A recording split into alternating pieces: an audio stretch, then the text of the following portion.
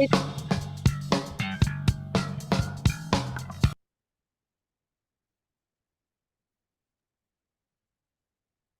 go ahead and start. Good evening and welcome to the May Mystery Month Lesbian Book Panel. I'm welcome to have you all. I'm Forrest Evans, also known as Favorite Librarian, the moderator tonight. We're joined tonight by Sinister Wisdom and Charis Books and More, as well as a beautiful collection of panelists. Now, as you know, Charis Books and More is a proud co-sponsor of tonight's event, but Sinister Wisdom is a multicultural lesbian literary and art journal that publishes 4 issues every year and publishing since 1976. Be sure to check out their website for more information. But let's get into tonight's panelists.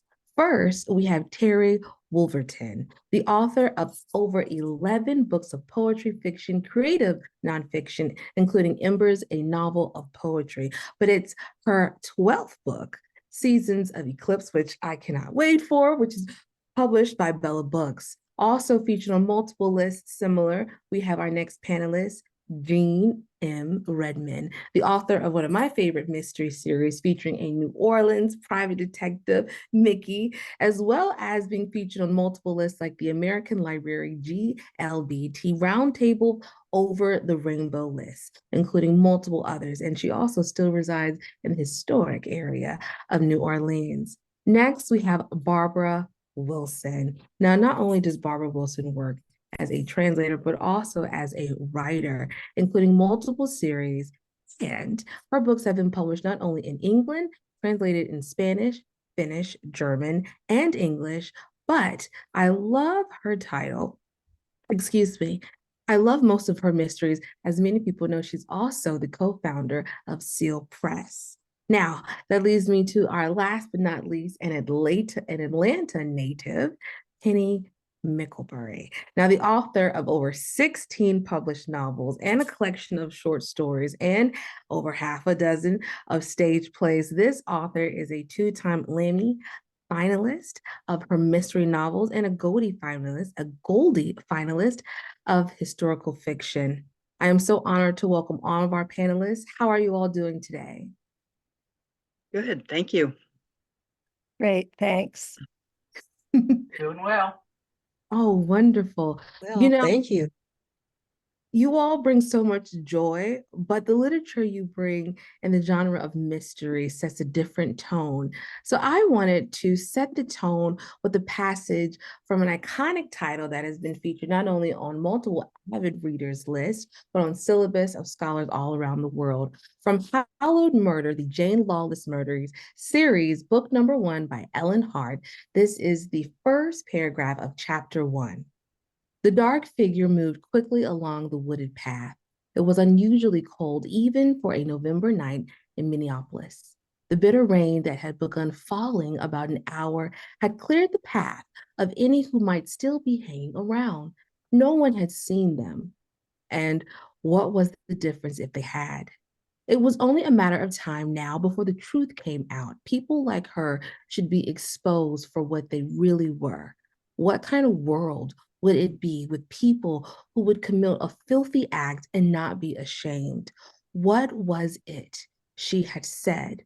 Something about not living on your knees any longer before someone's warped image of God. What did that mean? There was no point in trying to understand her. She would get what she now deserved. Punishment was waiting. And for those, that is Hallowed Murder, Jane Lawless Mystery, number 1 by Ellen Hart.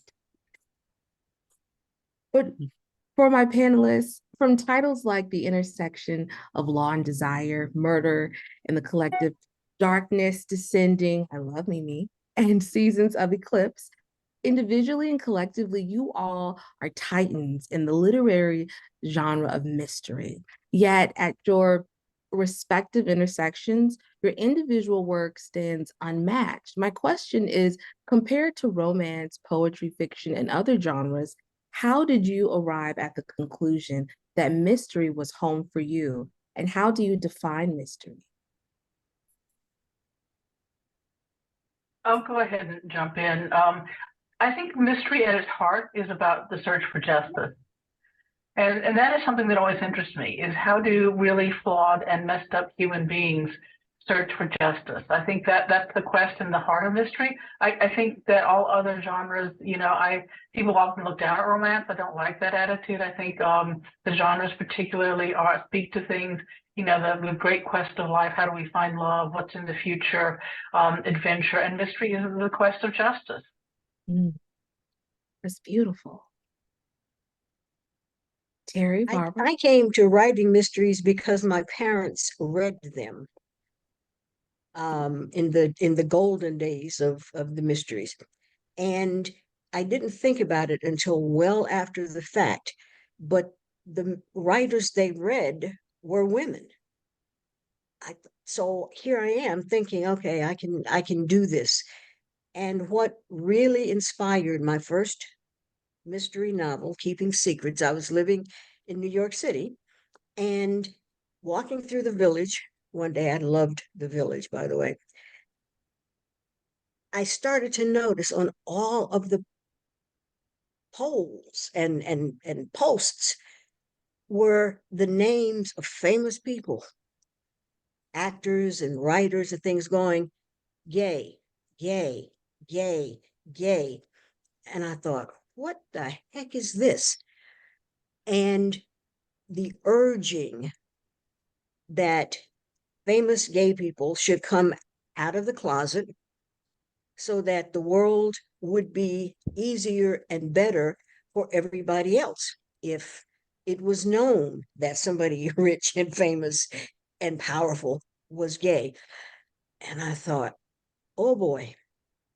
Now, today, when we just talked about that banning of books and women having to choose to not die if a pregnancy is in trouble, to move away from a state that she lives in. But in that time, when Keeping Secrets came out, it was 1994, it it was a major step. And so I wrote a book about closeted gay people who were being murdered because somebody had discovered their secret.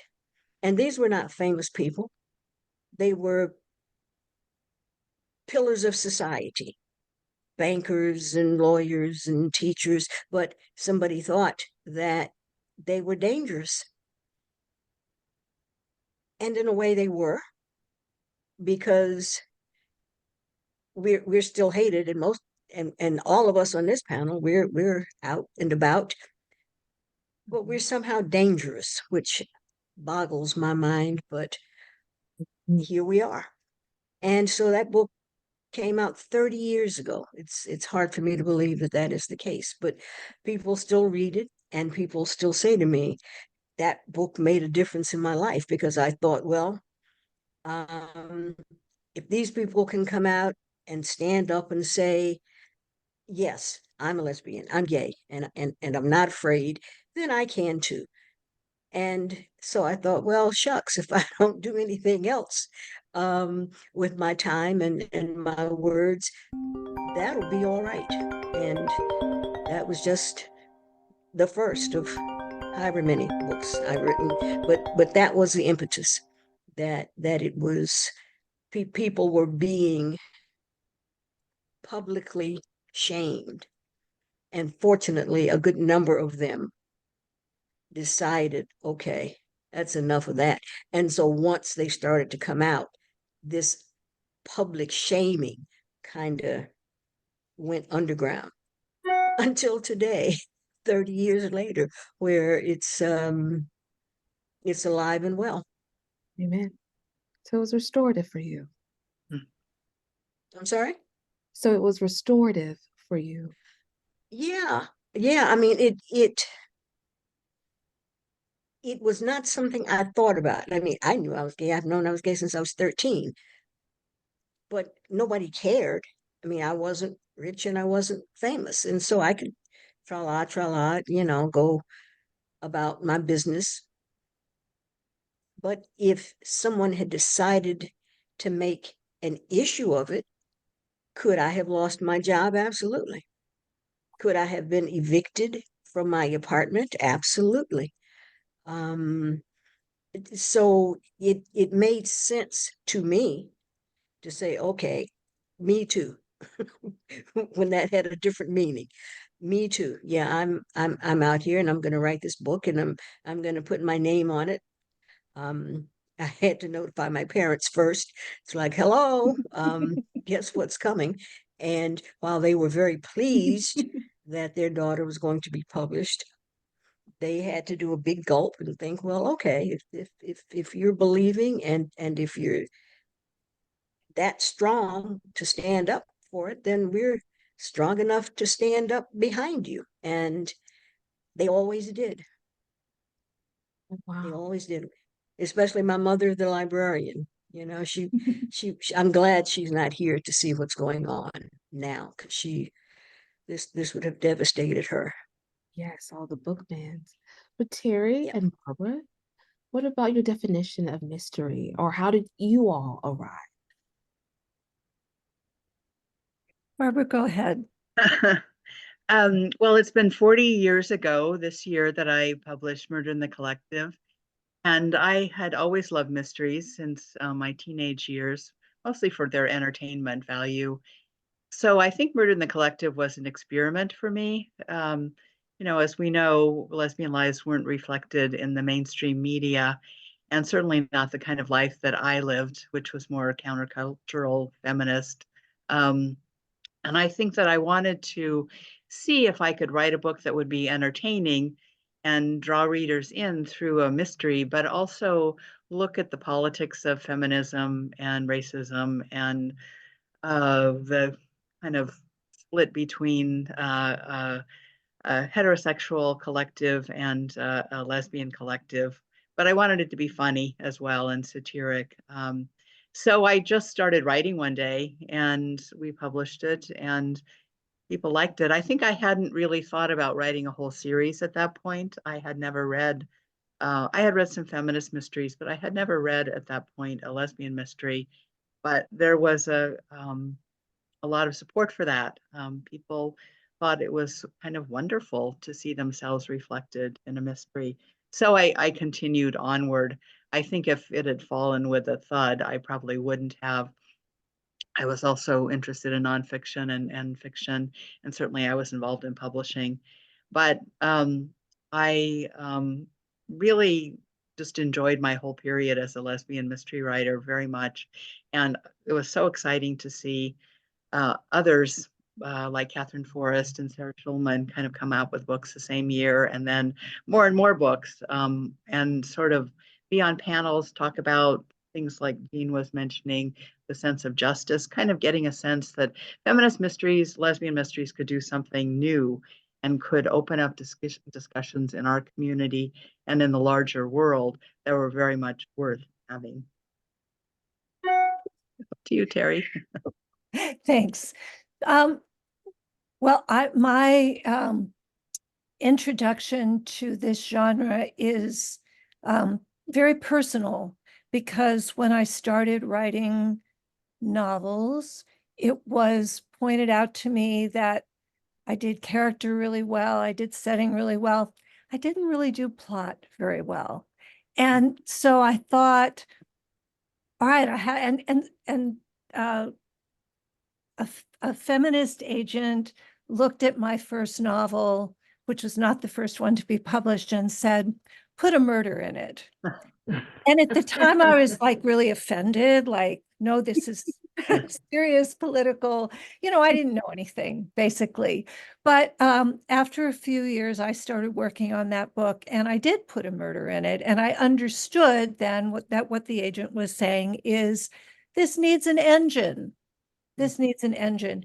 So in my subsequent novels, I've always tried to provide that engine, that question, that drive to answer something. And, I'm very interested in social justice issues, and asking that kind of question or providing that kind of engine is a really good way of addressing those those issues without being didactic or without being preachy.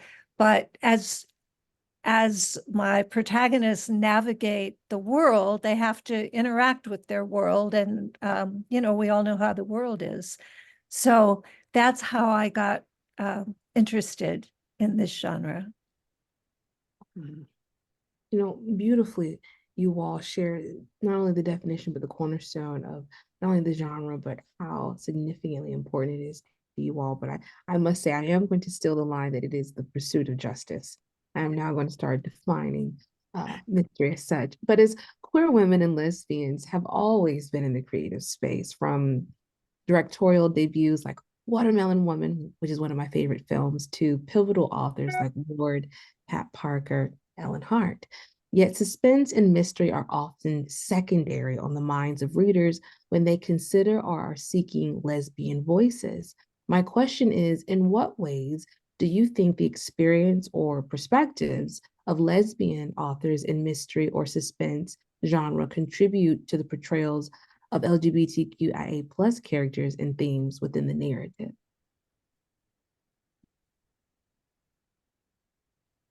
Well, often the resolution of a question or a mystery is most effectively done by an outsider. And lesbians are usually the ultimate outsiders in most of the environments that we find ourselves in. So it seems really natural that lesbians would be those protagonists who are pursuing the answer to those things. I agree. Oh, And I I think also think that uh, lesbian detectives are sort of by definition active women. There's sometimes a lot of physical action, being in danger, being brave. And so in that way, they represent a kind of ideal of those of us who are kind of scared but also brave. And I think that that was particularly important in earlier times because we hadn't really seen that ever in literature. And I think that the whole idea of the investigation is active. So I think that lesbian mystery sort of brought something new instead of the image of the suffering lesbian who was despised by society and an outcast. Lesbian detectives kind of took that and turned it on its head. I mean, you might be an outsider, like Barry was talking about, but you could play a pivotal role within your community. And some were private eyes, some were connected to a police force. There are interesting things that went on in terms of being closeted or not. But others were just kind of random women who found a dead body and somehow said, okay, nobody from the outside world is going to look at the justice issues here. It's going to be me. It's going to be people like me, lesbians like me, who want to see justice done. So I think that the idea of justice is really important in lesbian mysteries. It doesn't always take the same form as arresting someone, dragging them off in handcuffs, and sending them to jail. Sometimes it's a different kind of justice altogether, which involves community disapproval, which involves sometimes cleverness, ostracization. All kinds of interesting things happen in lesbian mysteries at the end of the book when the villain is revealed.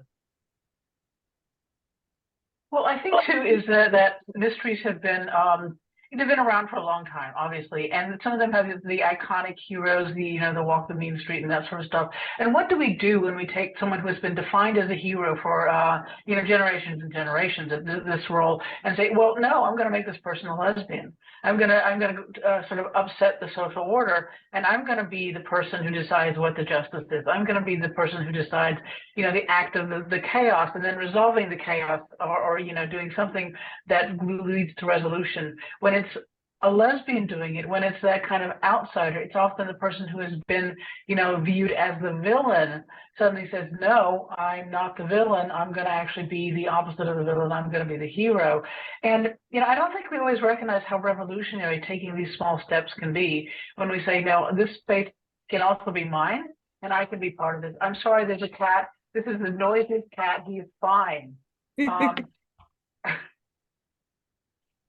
I think he's chose hungry, my and my wife is on her way protagonist home. Sorry. um, It- at well, it's my cop. outsiders. Sorry, go ahead. Let me deal with the Yeah, cat. are inside outsiders, a journalist and a cop.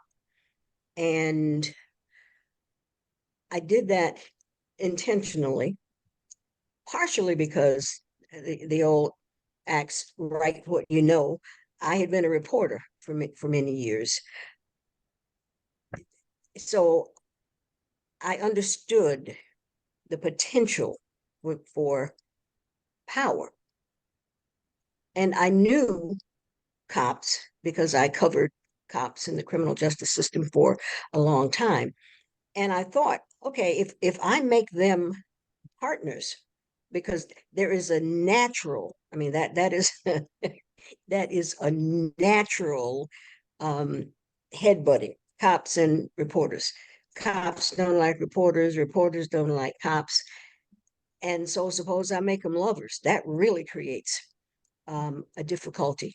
And it creates a difficulty for them because very often they'd be chasing the same story, trying to keep each other out of the way. Cops don't talk to reporters. Reporters don't talk to cops if they can help it, except when they need a source confirmed or something.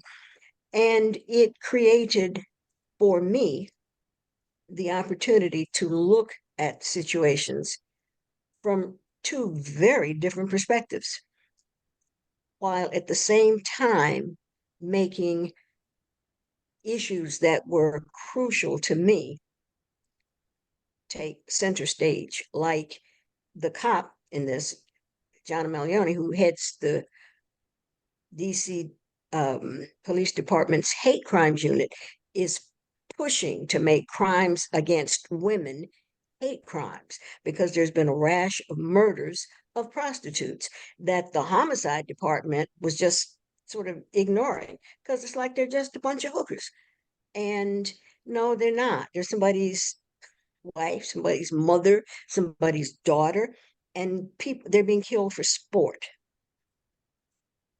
That's a story that a reporter can lean into, can bite into, and can force some change, can force some people to look at these women. They're women who had been ignored by the police department. So that allowed me to create a world that normal people didn't get to see. And it's the ugly part of where women ply their trade, women of the street. And it is ugly and it is dangerous. But a cop like John Malioni makes it make a difference because she says these are hate crimes.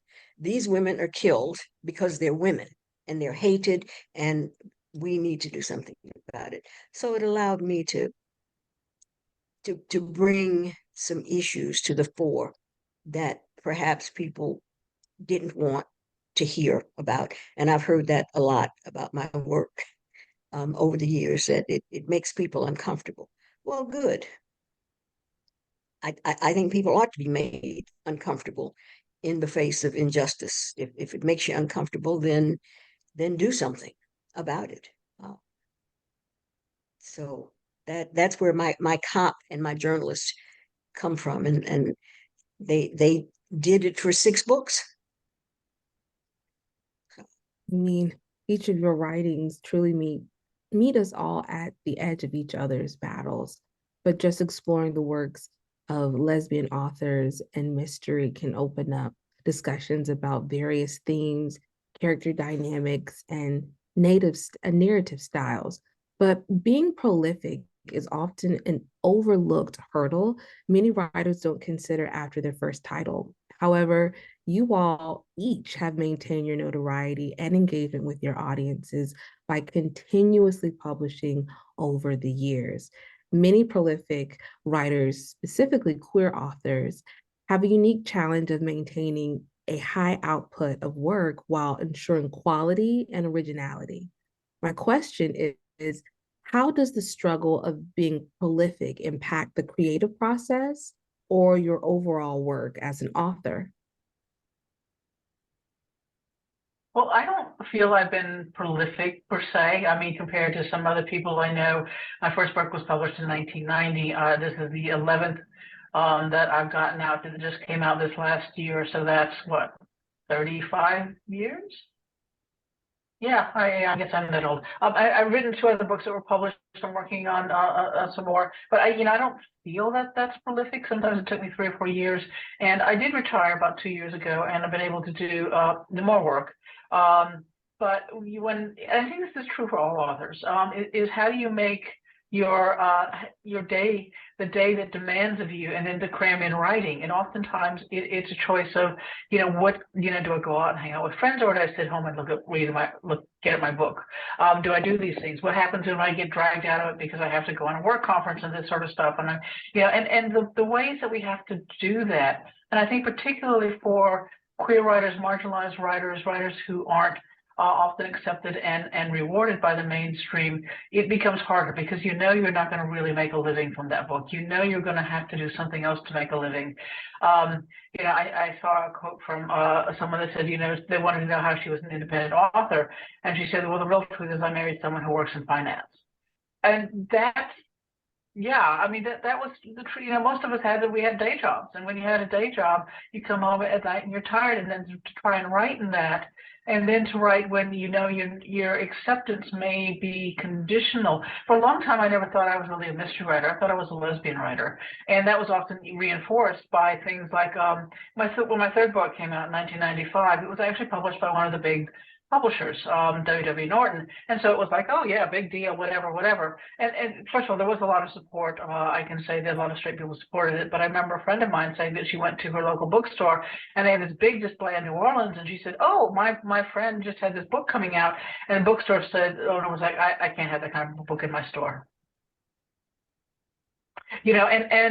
So it's that extra, even when we think we're being a little bit successful, there's more winds buffeting against us. And I think that's true, certainly gay, lesbian, transgender, people of color, people who the mainstream just isn't used to bringing into their world and thinking about as heroes and people that I identify with. And so it's a struggle, and hats off to everybody who's written a book, gotten it out there, written something, and those of us who've somehow been lucky and privileged enough, because there's a lot of that goes into it, to write more. We have to create the books, because if we don't create the books, then how do we create the world that we want to see in the future? Absolutely. Amen. Absolutely. And if we're lucky, the stories will keep coming to us. I think that's as much as anything else. The stories keep coming. I'm sitting around and thinking I'm going to work on a play, and all of a sudden here's the story in my head. It's in my face, and it won't go away. So I guess I better write it. And I'm just very, very fortunate to have had publishers behind me who believed in the books and said they're worthy, and yeah, we'll publish them if you write it, and if it's well written, we'll publish it. So I've been very fortunate uh, in that regard, and to have protagonists that, I mean, Forrest just said that, oh, I love that character.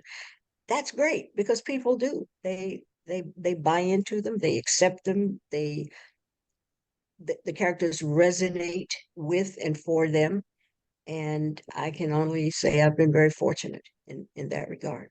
And if you all just keep liking these characters, I'll be happy.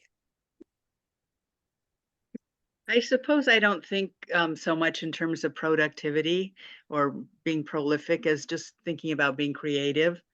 I think that since I was a child, that's all I really wanted was to write books and do other forms of creative work.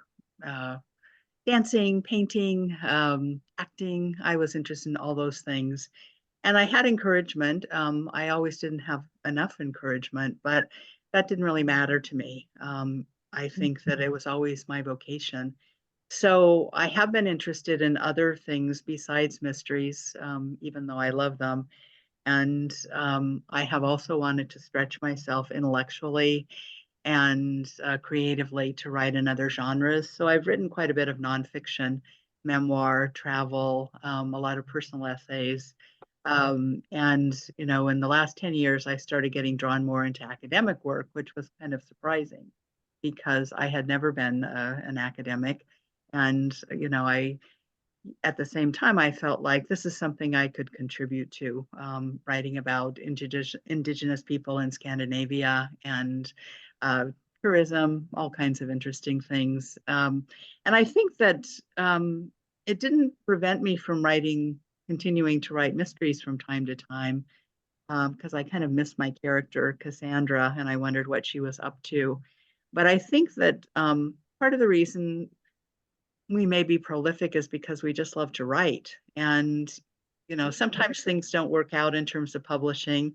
I've been rejected plenty of times, but I never stop. And most of the writers I know don't stop either if they really love it, because it brings us so much. And it's a way of expressing just what it means to be a human being and alive. And um, I guess that sometimes it turns into lots of books for writers, and sometimes it's only a few books that get published, but a larger world of journals and short stories and other kinds of work that just doesn't get collected or published. But I think that the happiness that it can bring is part of why we do it. And so I think, yes, of course, we want to connect with readers. Of course, we would like to make a living from it.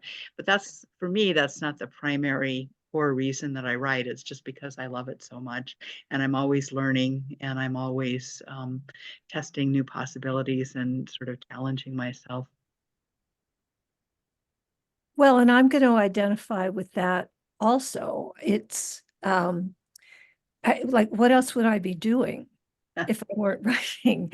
It's the thing that's the most meaningful to me of the things that I do. And I have not been somebody who has pursued characters over multiple books. Every novel has different characters. And I think sometimes, dummy, you should pursue that story more. But for some reason, that's not what my writing has wanted to do. And I also have really a strong need to mix things up. Like I'm not very interested to do the same thing that I've done before. So, if I've written a novel, then probably my next project is going to be nonfiction, or maybe it'll be poetry, or I find that those things kind of come out of different parts of my brain and they refresh the other parts for me. So it's a terrible marketing decision, but it's a very satisfying artistic decision. Oh, wow. To be a creative, you balance and juggle so much. Before I ask my next question, I want to remind the audience to please reserve your questions for the end and to place them in the chat portion so we can address them if we have any. But I kind of want to dig a little deeper into your writing styles. In order to become a great writer, you must be a great reader, or at least an avid reader. Your volumes of work influence and inspire not only your peers, but generations after you, from being on a syllabus to college scholars to being on personal favorite list of many readers. My question is, can you identify any common themes or motifs that emerge across the work of mystery authors? And how do these contribute to the unique author's voice?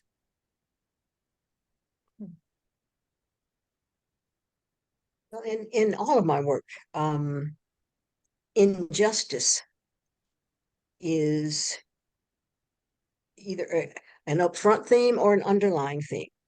I now focus most of my writing on historical novels,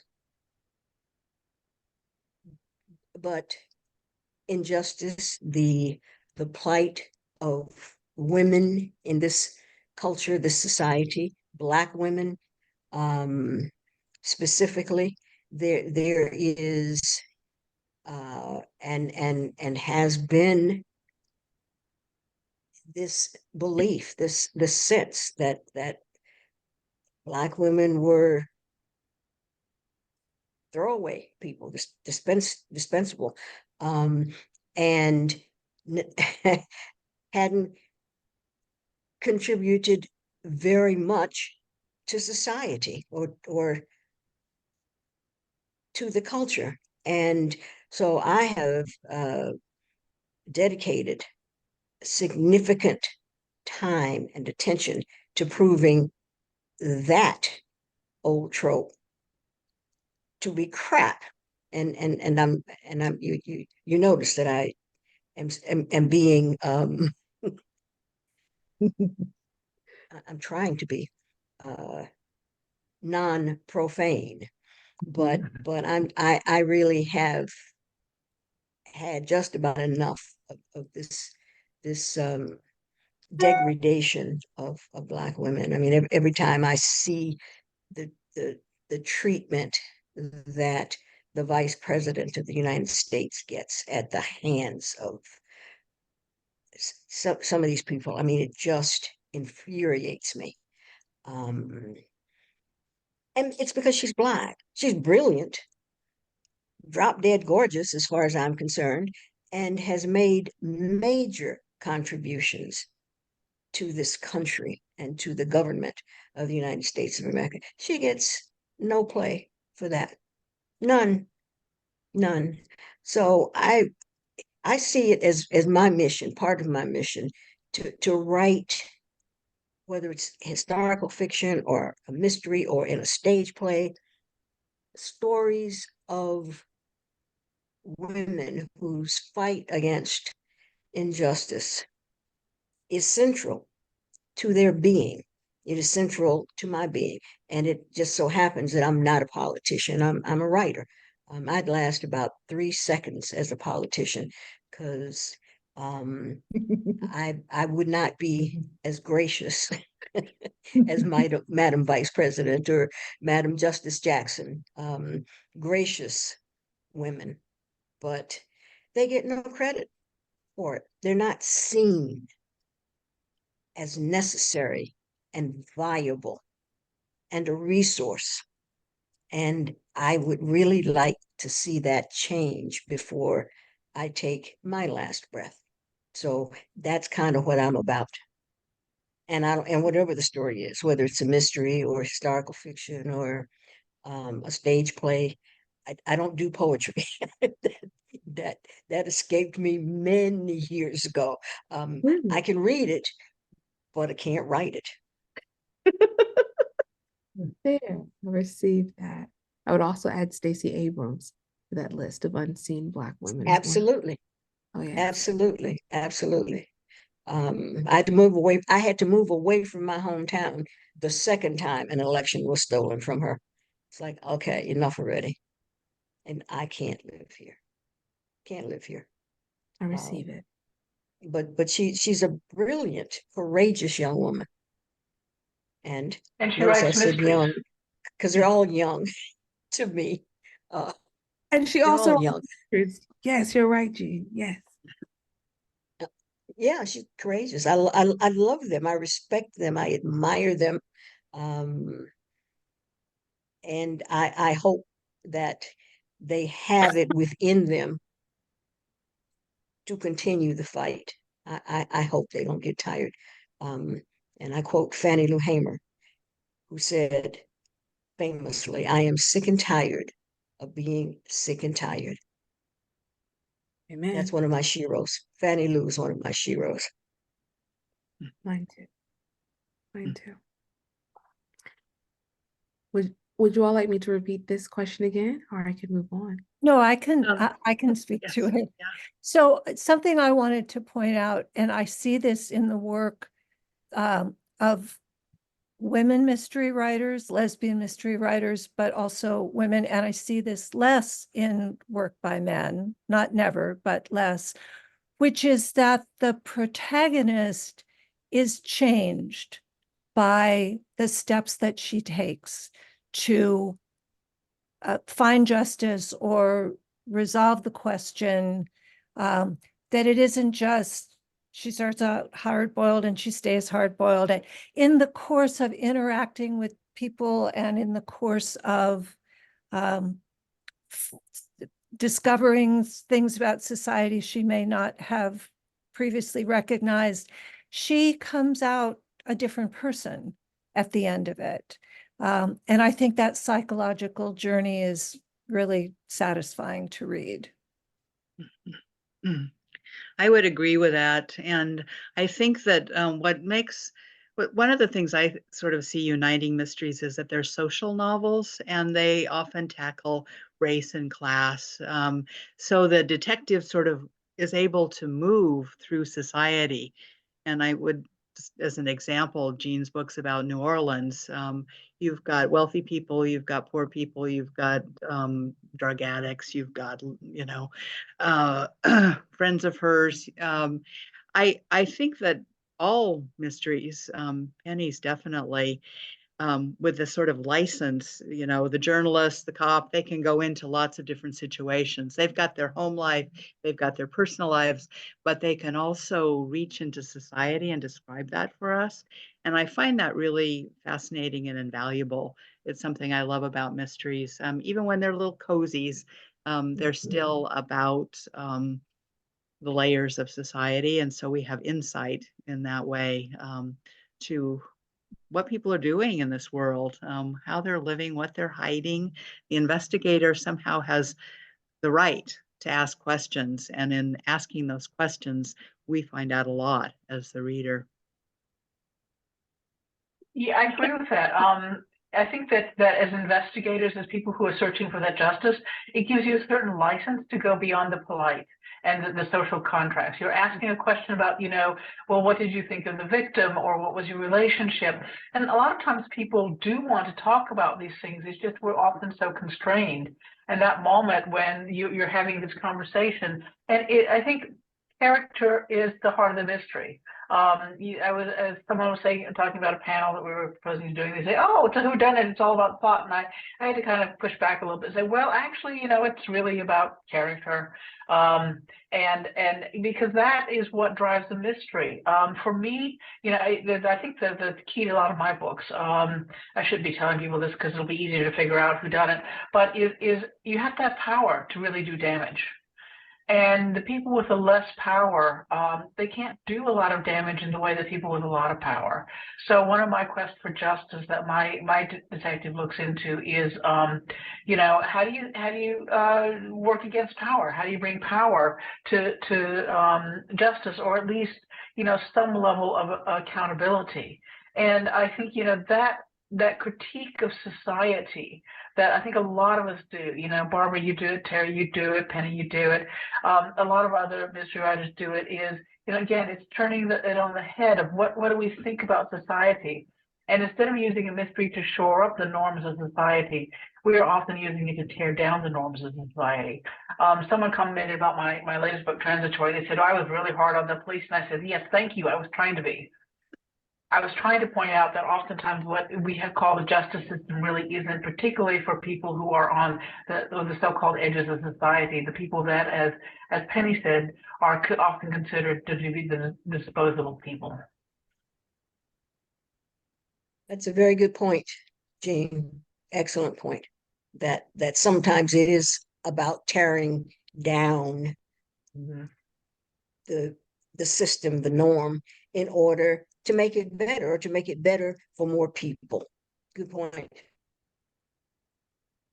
You all have been dropping so many nuggets of wisdom. You all are not only lighthouse of information, but just beacons, an example of what it could be for so many if they apply themselves.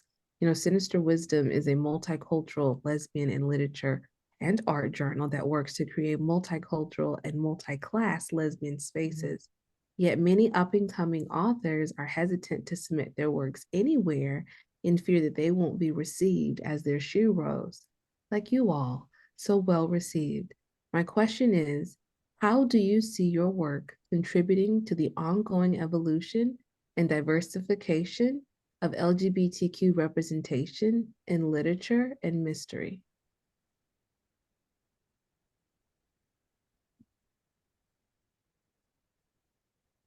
Well, many of us started at a time when there was little representation of lesbian experience in literature, period. So I guess I would, there were brave writers who were writing in the generation before mine, but I consider myself, you know, of the generation that really began to push and insist, and aided tremendously by independent feminist and lesbian presses, which were a big support to me and a lot of the other writers that I know. So we were there, and you know, the publishing industry has gone back and forth, and that's a whole other panel. But we made it possible to consider lesbian and writer in the same sentence or the same phrase. I agree with you, Terry, and I would just add that we are not other. We are a part of the fabric. We didn't just get here, and as you said, we've been around for a very long time, a part of the fabric, maybe not always able to be our full selves, but we didn't just get here. Our writing didn't just get here. We've been at this for a very long time, and we are not other. We are the children of our parents. Many of us have children. I've got nieces.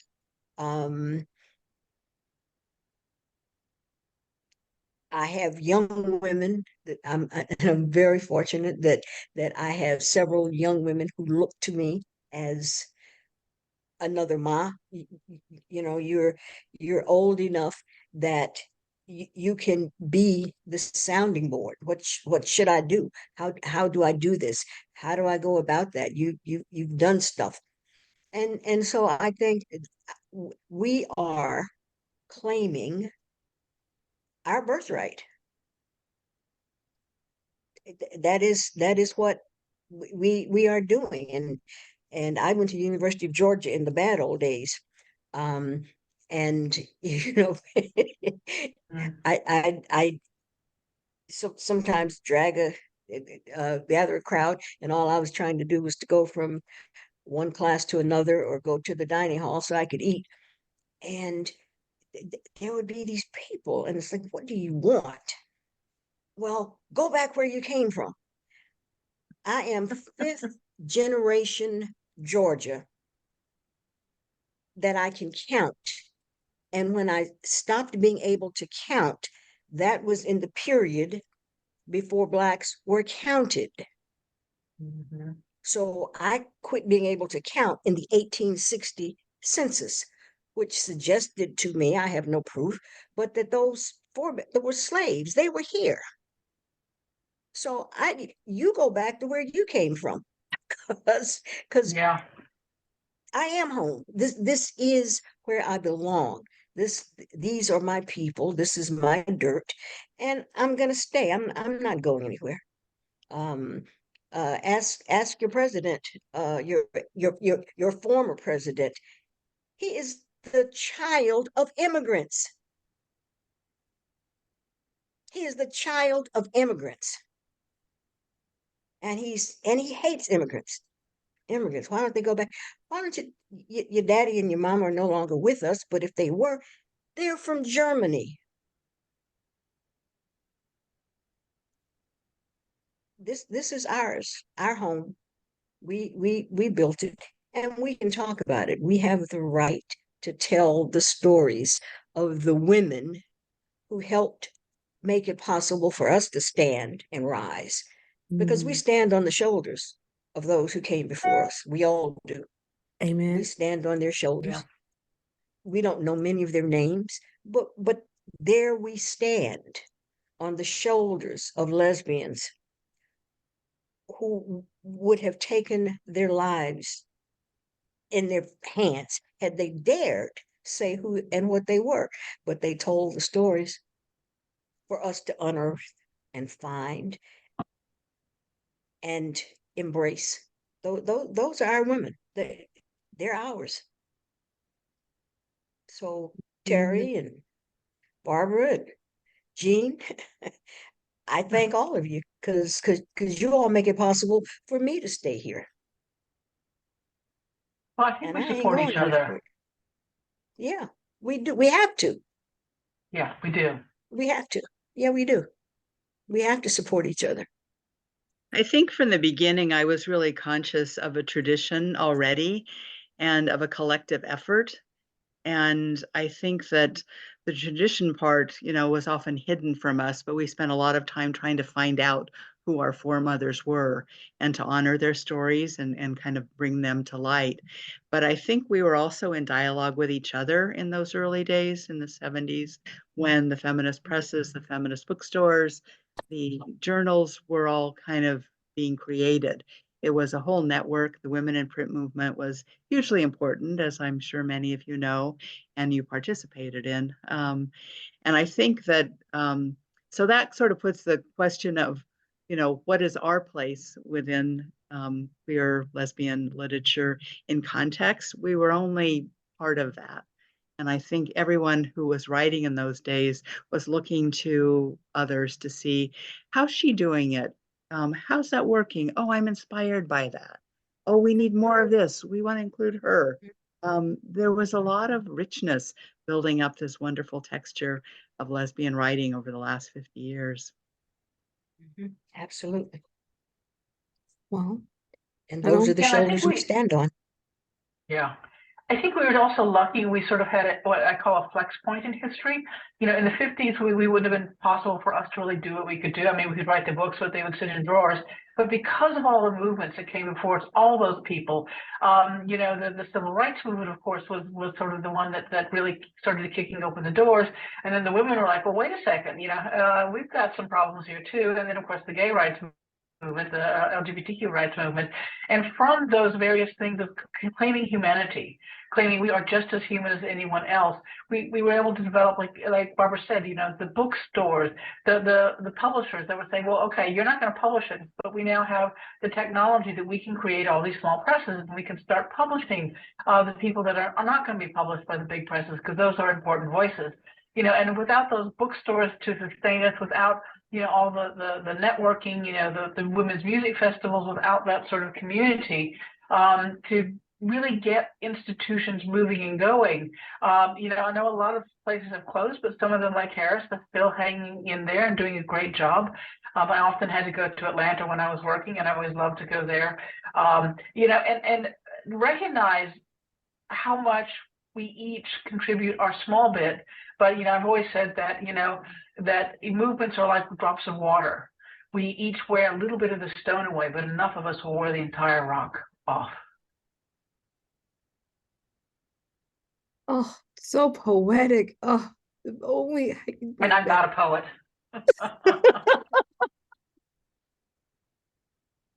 Oh, wow. You all have just beautifully, brilliantly, effortlessly filled so many cups tonight.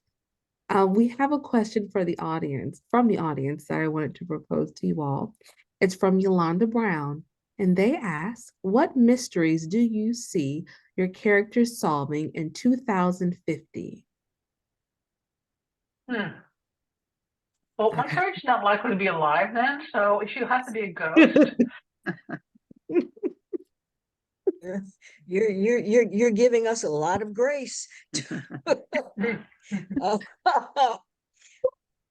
Well, while you pause, if we survive whatever this is that is ravaging the country, I'll be happy just to have something worthwhile to read. Because this group of whatever they are that are wreaking the havoc that they're wreaking across the board, it's gotta come to a stop soon.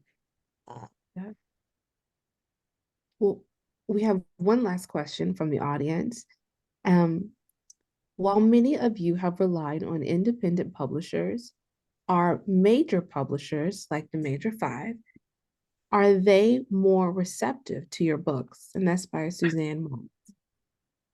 Oh boy, again, this is a whole nother panel. Very briefly, like I said, I think that some of us have been published by the so-called big publishers, and every few years they sort of gulp up and say, "Oh, LGBTQ, that's going to be the next best thing." And they've done multiple swings where they have published LGBTQ people, and then suddenly they don't make the sales, and they suddenly realize, oh, the little New York world just wasn't quite as wide as they thought it would be, and so then we all get dropped. And I would like to think that I'm right about that. It's not just my ego that I got dropped, because I know a number of other people that also were published with larger publishers, and then they also got dropped after one of the things fell off. So are they? Yeah. Very, very, very slowly. It's like the door is just creaking open a little bit for all of us. And it's all about book sales. You know, they are not sustaining it because of community. They don't care about that really. It's, you know, how many books can they sell? In this capitalistic I world, wouldn't leave Bywater books for anything. So and I was published by one of the big houses. I don't miss it, and I love my Bywater.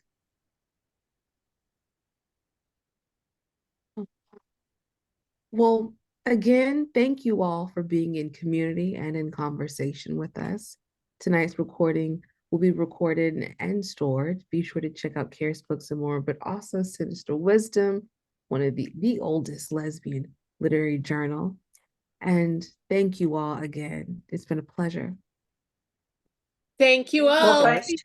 Yeah, Please Thank you. join us. thank you all. And so wonderful to share the same screen with Terry and Jean and yes. Yeah. Thank you all so much. Please stay for our Thank you, dance song. Barbara. I'm going to start the song now. Oh, Buy dancing. books from Okay. independent bookstores. Yes, buy books from independent bookstores. No, I'm white. I I don't hear the can't music. dance. Sorry. I don't hear the music. You hear it? No, Come on and my say audio the is on. word.